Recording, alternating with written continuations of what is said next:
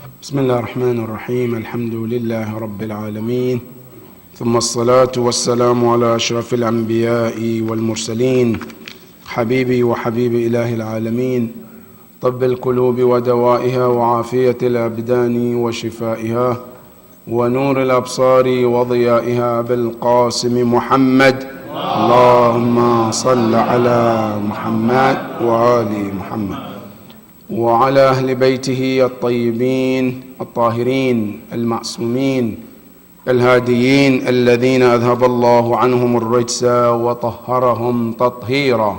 اللهم صل على محمد.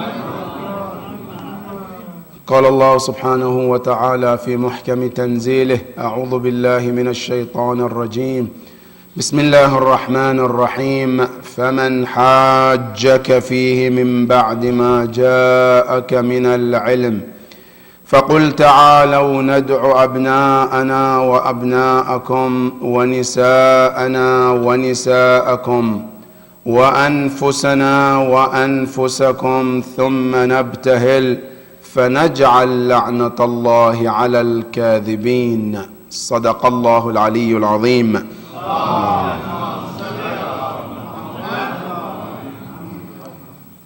عباد الله، أوصيكم ونفسي بتقوى الله. My dear brothers and sisters, Assalamu alaikum wa rahmatullahi wa barakatuh. Again, let me thank Allah subhanahu wa ta'ala, who has given us the tawfiq to see another day, to live another life as He has been given us from the one. Let's thank Allah subhanahu wa ta'ala. Not only He gave us a life to live, He gave us a day that we woke up in the health condition. When we know there are so many people who woke up today and they are not as they went to bed last night. Not only that, let's thank Allah subhanahu wa ta'ala for giving us tawfiq that He chose us to come and perform this wajib act, which is Salat al-Jum'ah, when we know there are so many people who are not being given this tawfiq. This is something to thank Allah subhanahu wa ta'ala. After thanking and praising to Allah subhanahu wa ta'ala, let's remind each other that anything that we do, Allah subhanahu wa ta'ala sees it. Whether it happened in the private or in the public, Allah subhanahu wa ta'ala knows. يَهْلَمُ الْجَهْرَ وَمَا يَخْفَى. He knows things that are obvious and public, and He knows things that are hidden. We should remind ourselves every day that whatever we do in private or in public, Allah subhanahu wa ta'ala sees it. And not only He sees it, also He will also bring it to our attention yawm al-qiyamah. Whether we like it or we don't, Allah says, I'll make you see your a'mal.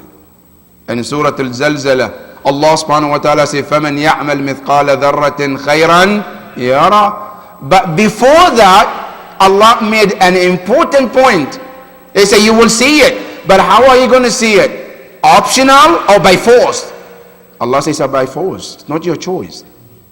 يَوْمَ يَصْدُرُ النَّاسُ أَشْتَاتًا لِيُرَوْا أَعْمَالَهُمْ. Not لِيَرَوْا أَعْمَالَهُمْ. لِيَرَى, optional. I want to see it. I don't want to see it. I can turn away. No, but Allah didn't say that. He said لِيُرَوْا أَعْمَالَهُمْ. So they will be made to see their own actions, whether they like it or not. And remember in Surah Ali Imran, Allah subhanahu wa ta'ala made a point. He said يَوْمَ الْقِيَامَةِ, a man will wish a distance between his and his own action. يَوَدُّ بَيْنَهُ وَبَيْنَهَا أَمَدًا بَعِيدًا. But it's not going to happen. Allah subhanahu wa ta'ala said, we will make you look at your own deeds. فَمَنْ يَعْمَلْ مِثْقَالَ ذَرَّةٍ خَيْرًا يَرَى.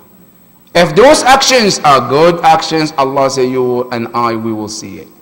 If the actions are bad, we will see it yawm al-qiyamah. May Allah subhanahu wa ta'ala help us to do the right thing, Ya Rabbal Alameen. My brothers and sisters, first I would like to also congratulate you for the coming of Eid al-Mubahala which inshallah it will be on Sunday. We ask Allah subhanahu wa ta'ala to return this Eid upon us with progress and prosperity among the Muslim Ummah, inshallah. In that footnote, I would like us to discuss about this al-mubahala, and more importantly, some lessons from Eid al-Mubahala. Some of the lessons we can learn from this great event that has took place at the time of the Prophet. The ayah we just read is in Surah Al Imran, ayah 61. That Allah subhanahu wa ta'ala talks about al-mubahala. Now, the summary about this event, it is mentioned that the Christians of Najran, they decided they want to debate with the Prophet to prove the Prophet is wrong, to prove the Prophet is not a prophet or a messenger of Allah. So what did they do? The history said they chose 60 educated and the most learned people among them. The most educated. That is one. And then they chose 2 teachers among them. One of them is called Al-Aqib, one is called Al-Asqaf. Some narration as Sayyid and as Al-Asqaf. But in any case, there were 2 leaders. They will lead the 60 people to go and debate with Rasulullah, to prove the Prophet is not a prophet. Okay.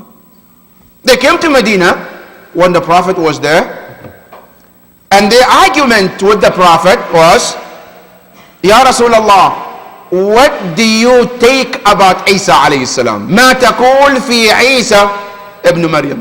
What is your opinion? What is your belief about Isa? Rasulullah sallallahu alayhi wa alihi wa sallam said to them, Isa alayhi salam, Akhi, it's my brother, wa nabiyyun min anbiya Allah, and is also a messenger. As soon as he said a message, they said, whoa, stop, Ya Muhammad, stop.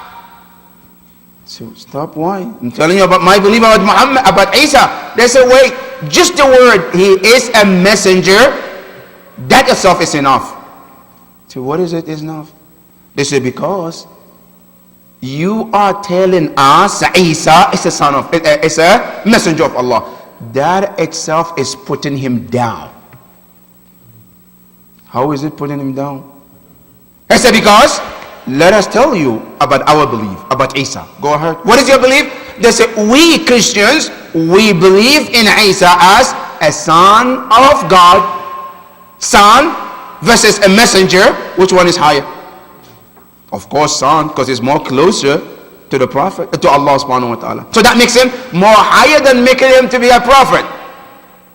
Then the Prophet said, okay, good saying. And really, this is one of the lessons that I want us to learn. That Islam is a religion of freedom of speech. Unfortunately today, people want to make Islam different religion.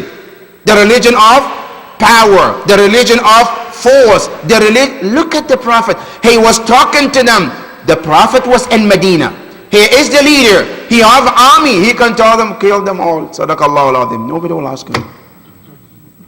But he didn't say that. He was sitting with them freely, debating, right?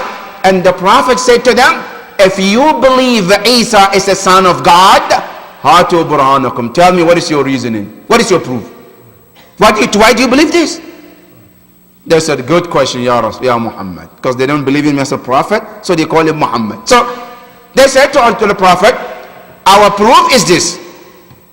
Ya Rasulullah, from the one that Allah created Adam, up to date as we speak, did you ever see a man or a person who has been born by a mother without a father? Is there anybody in the history of mankind that he or she is born from a mother without a father? Prophet says, no.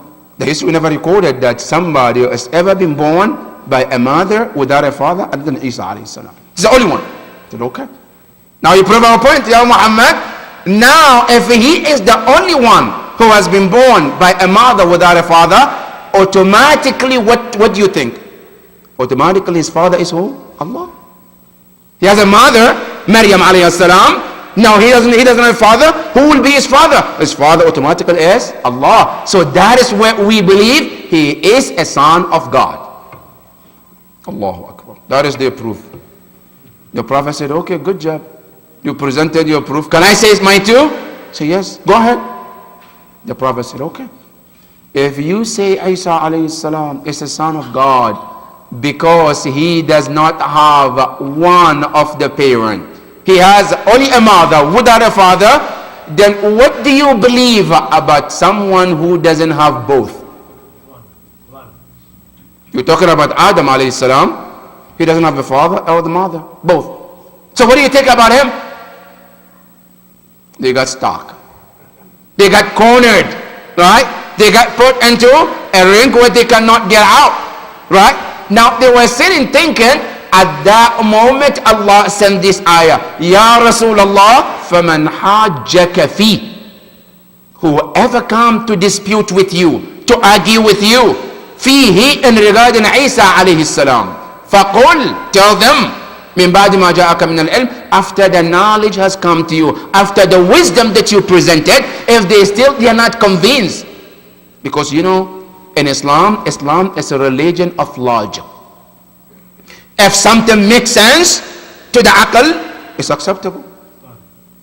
If something doesn't make sense, Islam says no. That is why even our maraja, one of the things they use to bring the Islamic rules is al-aql, usul al-istinbat. If they go to the hadith, to the Quran first to come up with the Islamic ruling, no ayah in the Quran, they go to the second one. The second one is what? Hadith of the Prophet or Ahlul Bayt alayhimus salam. They don't find it, then they go to what we call al-ijma', meaning the previous scholars, did they ever come up with something they agreed on in this matter or not? If nothing, then they go to the third and the fourth. One of them is al-aql. Does it make sense? Logic? What did the aql says? Right? Now here, because al-aql plays a big role in it. So Allah is telling Prophet Isa alayhi salam, after you have given them all the proofs which make sense, and they still doesn't want to surrender to the truth, Allah said there's another option. What is the option? Is it a sword? Arrows? No. فَقُلْ, tell them, Ya Rasulullah, ta'alaw, come, nad'u abna'ana. Let's invite our children. That is one. Number two, wa abna'akum. You invite your children, and then we will invite our women, and you bring your women as well. وَنِسَاءَنَا وَنِسَاءَكُمْ وَأَنفُسَنَا وَأَنفُسَكُمْ, and we will invite ourselves and you invite yourself. Then what happened? ثُمَّ نَبْتَهِلْ. Al-ibtihal from the word bahal. Al-bahal in Arabic ay al-mufaraka wa adamul qaid, is to let something free, something on loose. Now they said, when somebody calls somebody Abdullah, Abd means you are tying somebody with Allah. It's a servant of Allah, right? Bahalahu, ay ab'adahu, now is free. He's not tied with anybody, right? That is why they say, that is one of the meaning, that in Arabic language, when you say bahal ay farak, you let something loose. Okay, but here they use it for a curse, sending a curse from Allah, or keeping somebody away from the rahmah of Allah. Why? Because here they said, when you said la'an on someone, you are letting the person far away from Allah. That when you say la'an, ay al-tard an rahmatillah subhanahu wa ta'ala, you're sending somebody away from the mercy of Allah subhanahu wa ta'ala. So when we say فَنَجْعَلْ لَعْنَةَ اللَّهِ, so that we can ask Allah to send his punishment, to keep his rahmah away from those people. That is what the ayah says. ثُمَّ نَبْتَهِلْ فَنَجْعَلْ لَعْنَةَ اللَّهِ عَلَى الْكَاذِبِينَ. Then we're going to make a curse of Allah on anyone among us who happen to be a liar. The Prophet sallallahu alaihi wasallam,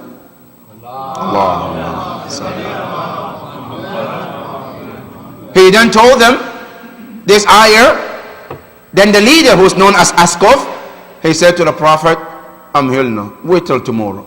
You're going to think about it, you're going to discuss about it, no rush. Prophet said, okay, we wait for you tomorrow. It means the Prophet is always ready. They needed time. Now what happened? The narration, when they went home, the Christians among themselves, the 62 men who came, they started discussing among themselves, what should we do? Now the Prophet is now turning the whole thing in different angle, which is mubahala. So what should we do? Should we do it or we shouldn't do it? Then the Askov said to them, listen, I have one opinion, and that is, tomorrow if Muhammad comes out with his companions, friends, then that means he's a liar. Go ahead and do the curse. Do the mubahala.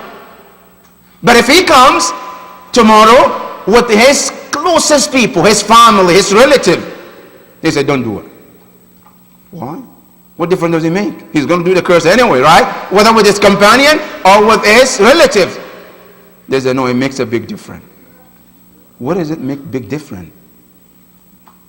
Inshallah, we mentioned that in one of the benefits. So what happened? They said, okay, the next day, the Prophet came out in the line with his family. And those the Prophet brought to represent abna'ana, our children. Now you look all the mufassirin.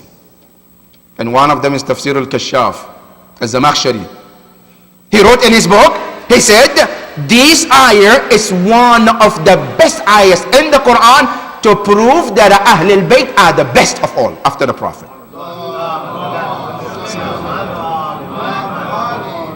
That's the Zamakhshari. He said there is no ayah in my opinion that is best proof about Ahlul Bayt being the best than this ayah. What did he say? He said because the Prophet, when he said abna'ana, our children, the Prophet did not bring anybody. Nobody is worth it to be a representative of the children of Islam and the children of the Prophet than Hassan and Hussein.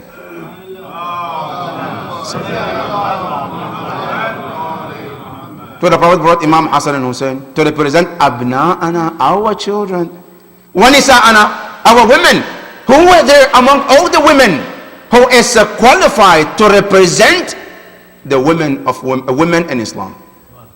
The Prophet didn't bring anybody but Zahra al-Batul alayha salam. Allahumma salli ala. He brought Zahra alayha salam. She was the one representing the women. Then he said, wa anfusana, and ourselves.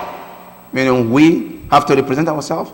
Now who is there among all the companions or among the relatives of the Prophet who is there to be equivalent to represent Rasulullah? Nobody. The Prophet didn't bring anybody but Aliyun Amir al-Mu'mineen salam.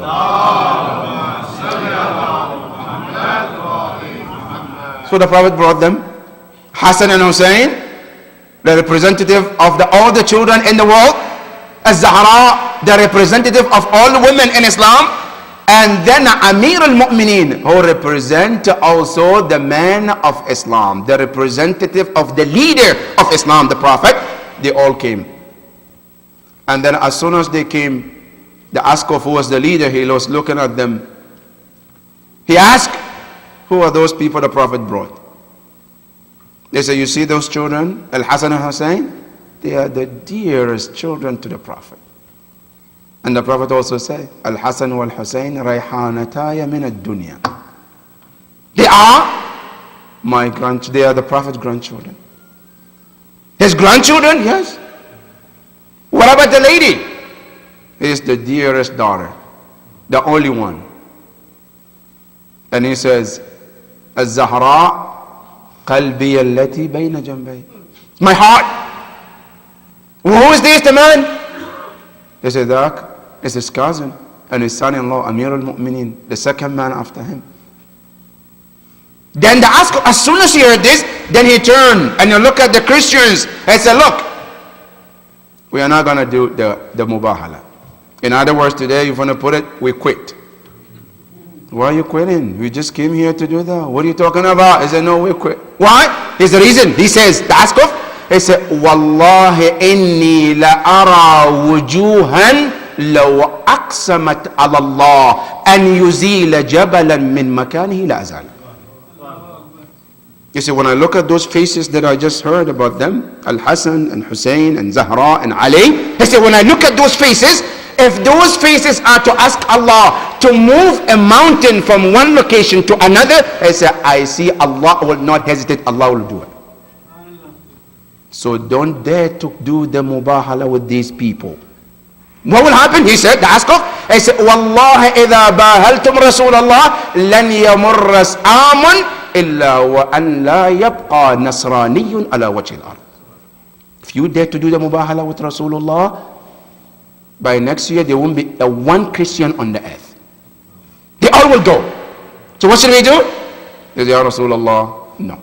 And the Askov said, he saw a lot of signs. One of the signs he saw, he said, when the Prophet came to do the mubahala, the Prophet, he says, he went down as the prophets before they used to do mubahala to exactly the same way they did. Now, by the way, how do we do mubahala? Because one thing we have to understand, mubahala is not just one time at the time of the Prophet and that's it. No, you and I can do it today. If somebody dare you about the truth, you are sure 100% that you're right, you can do mubahala with the person. But you know what? It's makruh to do it for your brother too. Say, oh my honey, we're arguing about food. Okay, let me do mubahala with you. Okay, that doesn't apply on your husband, on your wife. Right? It's not about between the brothers. It's about between someone who is not on the same path with you. Yes? Right? Here they said, you can do mubahala. How do you do it? First, you do it outside, in the open place, where there is no roof. That is one. Number two, then you have to open your fingers like this. Then the person, the opponent, will put his fingers in between your fingers. And then you have to hold this stronger. Alright? Then after that, you have to read this dua. Allahumma rabb as-samawat as-sab'a. Oh Allah, the Lord of the seven heaven. Wa rabbul ardina as-sab'a. And the Lord of the seven earth. Alimul ghaybi wa shahada. The one who has the knowledge of unseen and the seen world. Rabb ar-Rahman ar-Rahim. The most kind and the most merciful. Then you say, in kana fulan. If, then you mention the name. Mr. Bob. Alright? You mention the name. Jahada haqqan. He rejected the truth. Alright? Wadda'a batilan. And claimed falsehood. Fa'anzil alay. Send upon him husbanan. Al-husban al-bala. Your punishment on the person. Min as-sama wa adhaban aliman. And the most painful punishment. Send upon the liar. Some narrations say you keep repeating this dua up to 40 times. But they said, I guarantee you, you're not going to reach the 40th time until the problem is solved. What will happen to the person? They say there are so many things. Either a fire comes from the heaven to burn the person immediately, or the earth will swallow the person, or the person will be taken by the wind, or something very scary will happen to the person. To prove how right you are. Alright? So that is mubahala. It's not a joke. It's a very, very serious thing. And that is to prove the truth or the truthness of a person. And that is what the Prophet wanted to do. And those people, when they saw that, they said, no, Ya Rasulullah, we don't want to do it. So let us go. So the Prophet ﷺ said, okay, you wasted our time. Alright? And not only that, because our time, don't we say time is money? Okay. Time is money, right? The Prophet said, my time is money too. My time is valuable. So you're not going to come, waste my time, and then take, okay, we're going to go, Khuda Hafiz. No, you have to pay something. What is it? The Prophet, then they said, what can we pay? Then the Prophet said, you have to pay jizya. You have to get paid something, not to me as a person, to Islam as in general. And they paid to the Prophet in the name of giving the jizya to the Prophet. Now, This is the summary about mubahala. There are so many things to about it, but we're just going to stop because of lack of time. But here I want us to take some lessons about this event that we just mentioned. Because in the Quran, every story there is a lesson for us. That's what Quran says, Inna lafi qasasihim la ibra. Every story that we hear in Quran, Allah wants us to take a lesson. What are the lessons from the mubahala? Number one of the lessons we have to learn is that Islam, a mubahala comes to tell us that Islam is the most truthful religion. There is no question about it. Why? For two reasons. Number one, if the Islam was not that true religion, do you think the Prophet will dare those people to come and do mubahala if he knows that he is not right on the right path? Who will put himself in jeopardy when I know I'm lying, I'm not on the true path, and put myself where I know I can be getting killed in that matter?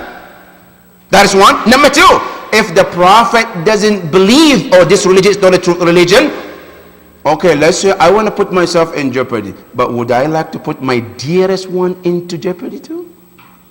To bring his children? Because listen carefully, brothers and sisters, today any leader in the world, any leader that you can find, with no exception, if you want to tell their good leader, when there is a war, who do they send to the war? Their families or other people's children? Any president that you can think of. If a country is going to war, most of the leaders, what do? They wrap up their family, they send them to the neighboring country. Be safe there, right? Food, water. Now who's going to go and get killed in the battlefield? The people who are innocent children, right? But their own family is safe. This is because they don't believe in that war. And here brings us to another point. That is why you see Imam Hussein, when he was going to Karbala, he took everybody. To tell you that my mission that I'm going for is a mission that I believe I'm on the path, and I'm willing to sacrifice the dearest people to me, including my children. That is the message. So the Prophet brought Ahlul Bayt alayhim salam to teach us that this religion is the truth religion. That is lesson number one. Lesson number two. Also, this mubahala teaches us that a lot of common people make Islam is a religion of bloodshed. Islam is a religion of sword. Islam is a religion that only thinks about sword and killing. Okay, this is an event took place, not even a drop of blood happened. It's an event took place, it's a dialogue, it's a logic the Prophet presented. No person, not even a bird got hurt in this event. It's all about logic and wisdom of the Prophet to prove about how Islam is the best religion. So that is one of the mubahala lesson we can learn. That mubahala teaches to the world that Islam is the peaceful religion, not as other people trying to claim. That is lesson number two. Lesson number three. A lot of people you can hear, they say Islam is a religion of men, for men. Right? They say Islam is a religion that favors only men. Women are out of the picture. Everything you can take is all men. Women, nothing. Right? And they have the argument too.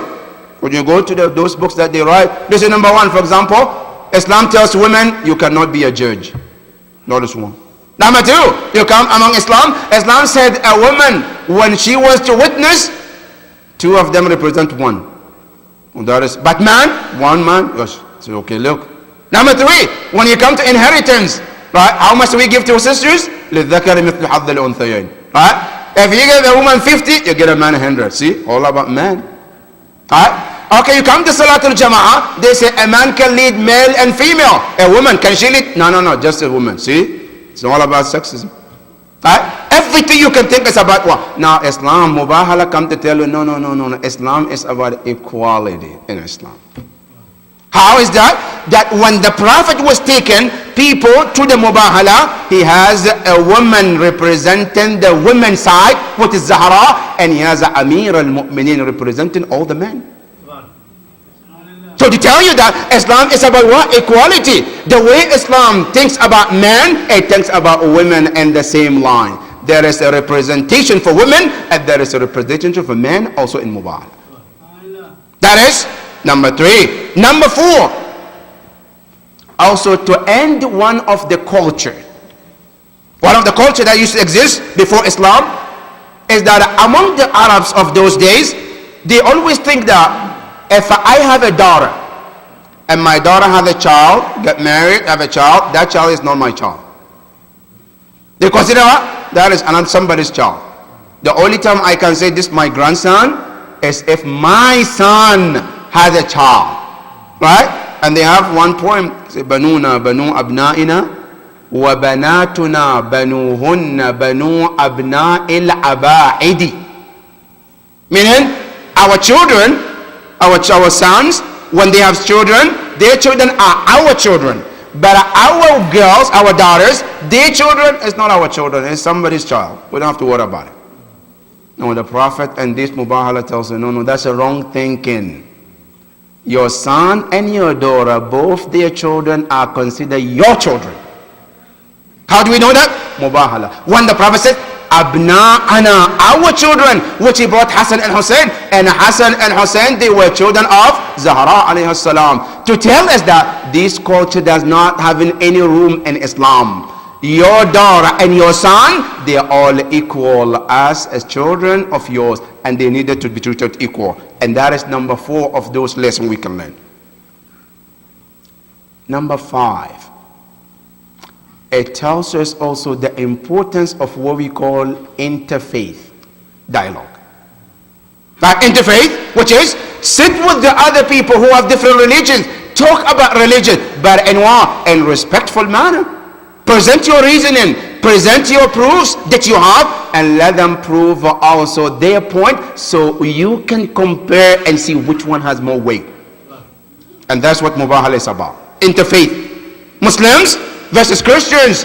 Bring your proofs and we will present our proofs. If you have the best proof, we are ready to accept what you're saying. If we have the best proof, then you should take it as well. Because Islam is the religion of proof and logic. That's why when you go to the Quran, Surah Al-Baqarah, when the idol worshippers, they keep accusing the Prophet, no, you are not a messenger, we are this. Allah subhanahu wa ta'ala told them, Ya Rasulullah, tell them, قُلْ هَاتُوا بُرْهَانَكُمْ إِن كُنْتُمْ صَادِقِينَ. Present your proofs. If it makes sense, if it's logical, I say we are ready to accept it. But if it doesn't make any sense, then it has no room for us to accept. So Mubahala is about what? It's about the importance of interfaith in Islam also. That is number 5. Number 6, to tell us about the greatness of Ahlul Bayt alayhim as-salam. This Mubahala tells us about how important Ahlul Bayt are in Islam. You know, one time Muawiyah, he invited Sa'ad bin Abi Waqqas. And he told him, he asked him, I heard you stopped cursing Imam Ali. He said, yes, I did. I don't curse him anymore. So why? You used to curse him before? He said, yes. So why did you stop now that you don't curse him? He says, تَرَكْتُ سَبَّ عَلِيًّا حِينَمَا تَذَكَّرْتُ آيَةٌ مِنَ فِي الْقُرْآنِ. He said, I stopped when I remember. It looks like Sa'ad bin Waqqas. I don't know if his memory is not that sharp. It looks like he heard it, but he forgot. But he says, when I remember the ayah, I stopped immediately cursing Imam Ali. Some narrators say he said, when I remember 3 ayahs about Ali. But one of the ayahs he said, when I remembered that the ayah was about Ali, he said, I stopped cursing Imam Ali. We say, what is the ayah? He said, Ayatul Mubahala. When I remember that the ayah when the Prophet says, وَأَنفُسَنَا وَأَنفُسَكُمْ, the Prophet did not bring anybody but Ali to represent him in that battle. And then Allah subhanahu wa ta'ala proved that he is the best after the Prophet sallallahu alayhi wa sallam.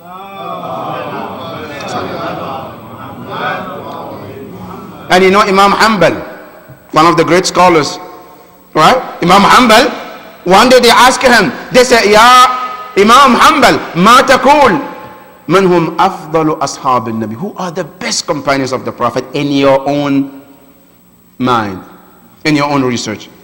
He said, to me, the first of the best is Abu Bakr. Okay, good. Who is then? He says, Thumma Umar.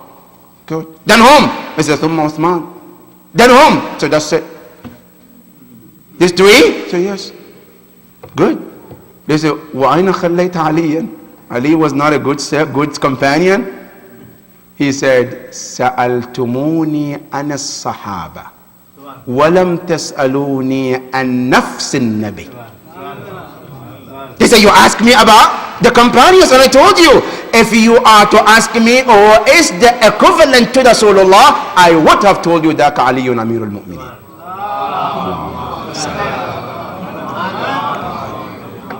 That's Imam Hanbal.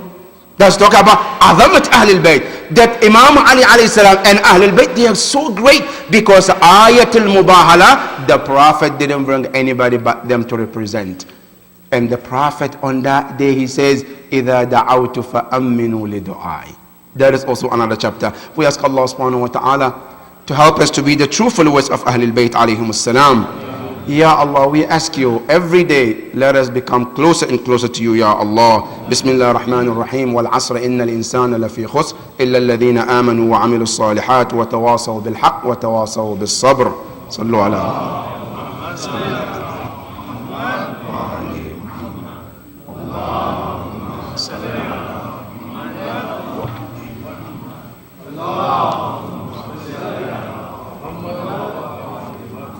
بسم الله الرحمن الرحيم. الحمد لله رب العالمين والصلاة والسلام على أشرف الأنبياء والمرسلين حبيبي وحبيب إله العالمين أبي القاسم محمد. اللهم صل على محمد وعلى أهل بيته الطيبين الطاهرين لا سيما آخرهم قائم أهل بيت محمد المهدي المنتظر روحي وأرواح العالمين له الفداء. اللهم بهم نتولى ومن أعدائهم نتبرأ إلى قيام يوم الدين. اللهم صل على محمد وعجل فرجهم. My dear brothers and sisters, one of the events that needs to be discussed in this week is about the very sad news we heard in Saudi Arabia regarding the sentence that has been given to one of the great scholars, Sheikh Nimr, Hafadahullah. This great scholar is one of the people who call for justice. He has been the voice of justice in Saudi Arabia. He has been vocal against the injustice that is going in that country. And because of that, telling the truth, because of being vocal and telling what is right and talking about the injustice, he has been imprisoned for so long. And recently now they made an announcement that he has been sentenced to death by the Saudi government. Unfortunately, we are not doing enough, brothers and sisters. Wallah, it is our responsibility as every Muslim, and especially every Shia, that we have to do something about Sheikh Nimr. It is our responsibility because the Prophet told every one of us, he says, any one of us who wake up in the morning, man asbaha wa lam yahtamma bi umur al-muslimin falaysa minhum. You wake up, you're not aware about what's going on in other part of the world. I say you're not among us, even if you pray and fast. This sheikh has now been put in this sentence zone. But I know for sure the Saudi government know better that he would not touch Sheikh Nimr until we react or we don't react. They're waiting. If the Muslim world will do or react against, then they will do something. Remember what Sheikh Muhammad, Sayyid Baqir al-Sadr, the same thing they're planning to do.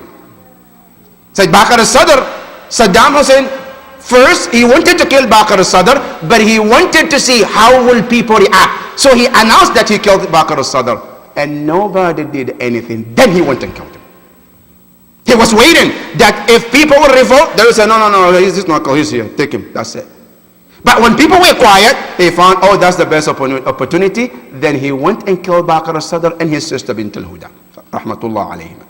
And I believe that this is the same line the Saudi government wants to follow. And it's our responsibility to vote, to talk about it, and stand against any type of killing. And as we speak, we are not because Sheikh is a Sheikh, or we are not speaking because Sheikh is a Shia. No, we are speaking because killing people like him is injustice overall. If we have any person, even if it happened to be in Afghanistan, in Africa, if he is a person who calls for justice and people wants to go against him or he wants to be killed, we will vote against. Because we want people who speak the truth. We want people who stand against injustice. And that is what Sheikh al-Namr is about. So please, all of us, we can play our part in every way that we can. Take the awareness, tell people no, that this is what's going on, so they can stop that kind of execution that they're planning to do. And we ask Allah subhanahu wa ta'ala to protect this Shaykh, Ya Rabbal Alameen. And we ask Allah subhanahu wa ta'ala, those who are working so hard to stop this, Ya Allah, help them in that cause. And those who are also behind killing Shaykh, Ya Allah, we ask you, if they are capable of guidance, guide them. If not, you deal with them in the best way that you know, Ya Rabbal Alameen. The other one also is the target killing. In Afghanistan and in Pakistan especially, there is a target killing. It's sad. Every now and then you hear these people, they have took upon themselves that they have to target the high figures in Pakistan, the doctors, the scholars, the dhakirs, speakers. They're taking them one by one, one by one. Allah, when I said and I thought about it, and then you look back in the history, you see these people are just acting the same way their leaders acted again. It's the same thing. Now you look back, the same thing Muawiyah did. He was targeting the great companions. Like Maysam al-Tammar, for example, he was targeting them and he's killing them one by one because they are the high and the most high figures among the companions of Imam Ali. But one thing they have to know, and this is my words to them, they can kill as much as they kill. Wallahi, killing us because of the love of Ahlul Bayt doesn't increase anything but the love of Ahlul Bayt more and more. The more they kill, the more the love increase in our heart. They trade this years and years to end that relationship, that obedience to Ahlul Bayt, but that didn't stop anything. We ask Allah subhanahu wa ta'ala to bless our brothers and sisters, Ya Rabbal Alameen. Our brothers and sisters who are sick, Ya Allah, give them the fastest recovery, Ya Allah. Our mu'mineen and mu'minat who are going through difficulty, Ya Allah, make it easier for all of them, Ya Allah. Our Muslim ummah, Ya Allah, we ask you protect them and give them the unity, Ya Rabbal Alameen. Bismillah ar-Rahman ar-Rahim. Qul huwa Allahu ahad, Allahu samad, lam yalid wa lam yulad wa lam yakul lahu kufuwan ahad. Sallu ala Muhammad wa ali Muhammad.